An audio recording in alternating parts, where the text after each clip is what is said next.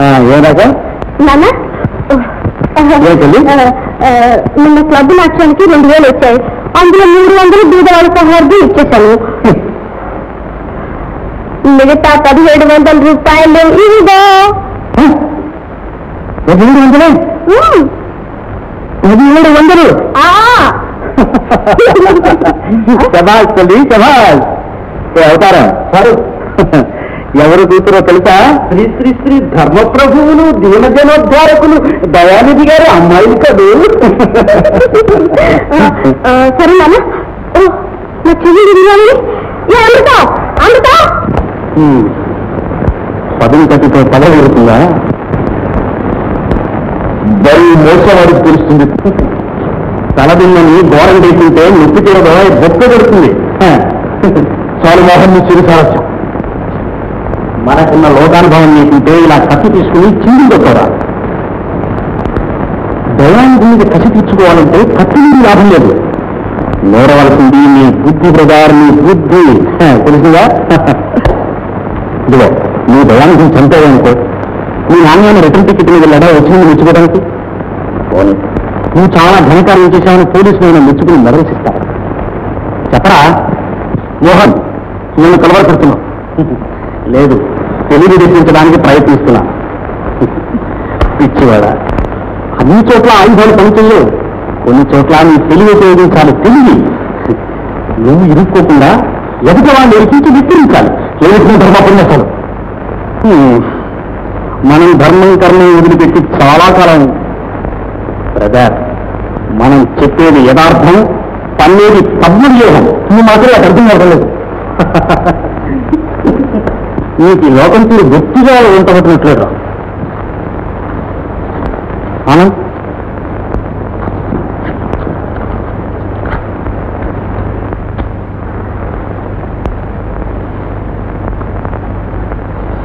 జాగ్రత్తగా ఆలోచించరా.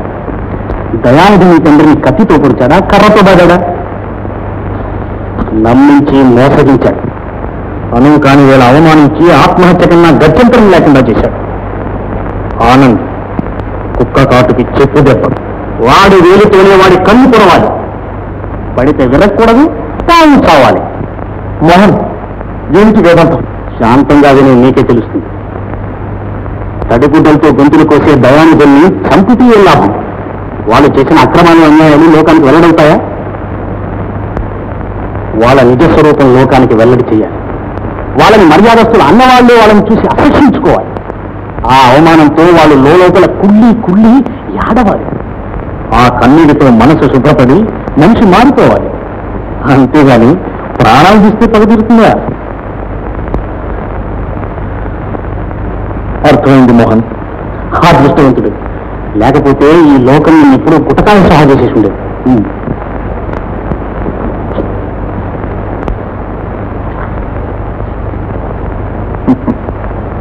మోహన్, నువ్వు చెప్పింది నిజం.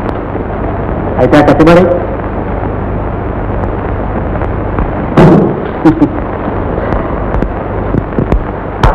తప్పుదారిని పడి తల మీదకి తెచ్చుకున్నావు. తప్పు తెలుసుకున్నావు, తిప్పి చెప్పింది.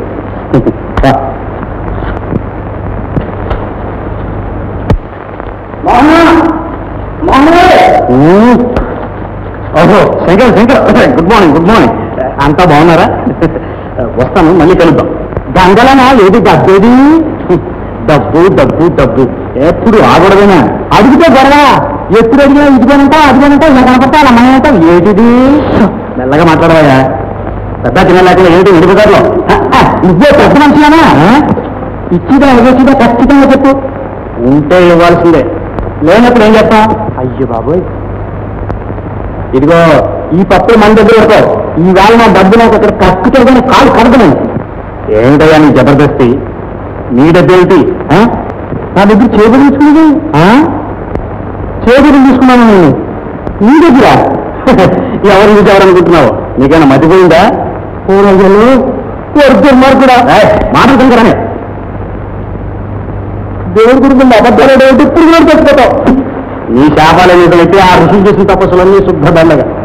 దేవుడి ముందు కర్పూర వార్తి నువ్వు నాకు బాకీలన్నీ ప్రణాళిక నా డబ్బు వేస్తా. ఇప్పుడు ఎన్నా చూడు అద్దరి మాట. పద పద. ఇదిగో కాని పెట్టి కర్పూరం తెచ్చుకో.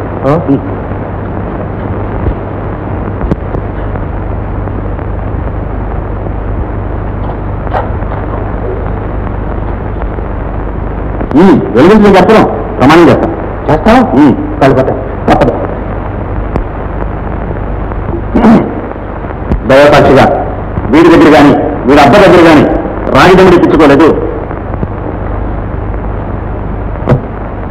చాలా అయ్యో బాబు, నువ్వు దేవుళ్ళ మోసం చేశారు. ప్రమాణం చేయమన్నా చేశాం. ఇక మాట్లాడకుండా బయటకు వెళ్ళు, లేకపోతేనో కొట్టావా ఎంత కూడా తగిన పురుగులు ఆడిపోతాడు. పురుగులు నీ నిజంగా అతని దగ్గర డబ్బు తీసుకోలేదా? తీసుకుంటే నేనేమన్నాను? రాగిదమ్ముడి పుచ్చుకోలేదన్నాను. పుచ్చుకున్నవి 10 శిఖా రూపాయలు బ్రదర్, శిఖా రూపాయలు. వాడు మంచిగా ఇస్తానంటే విన్నాడు. ఇప్పుడు చూడు కుక్కలా పోతున్నాడు. దారుణం. దేవుళ్ళు అద్దం పెట్టుకుని అవసరాలు గడిపిపోతాం మహామోసం. ఇదిగో బ్రదర్, మనకు మోసం చేయాలనే ఉద్దేశం ఏ కోసమా లేదు. వాడి డబ్బు కావాలి, చేతికి రాగానే అనాపైసంతో వాడి మొహాన్ని పారేస్తాం. దీనివల్ల ప్రస్తుతానికి తగులు తంటా ఉండదు బ్రదర్. మనం అప్పుడప్పుడు దీన్ని కొంచెం వాడతాం. దీన్ని తెలిసిందా? నీకెక్కడ తెలుస్తుంది? నీ తల్లో కత్తులు దిగంతా అనిపిస్తుంటాను. ఎంతసేపు రక్తం కూని, రక్తం కూని. కూనీలు చేయటం నాకు ఇష్టం లేదు. నా తండ్రి చిత్త నా గుండెలో రగులుతుంది. అది ఎలా తెలవుతుంది? నాకు న్యాయం ఎలా లభిస్తుంది? నా బాధ్యత తెలవుతుంది. నా చేతి కాదు. చెప్పు చెప్పు, ఏంటి కాదు?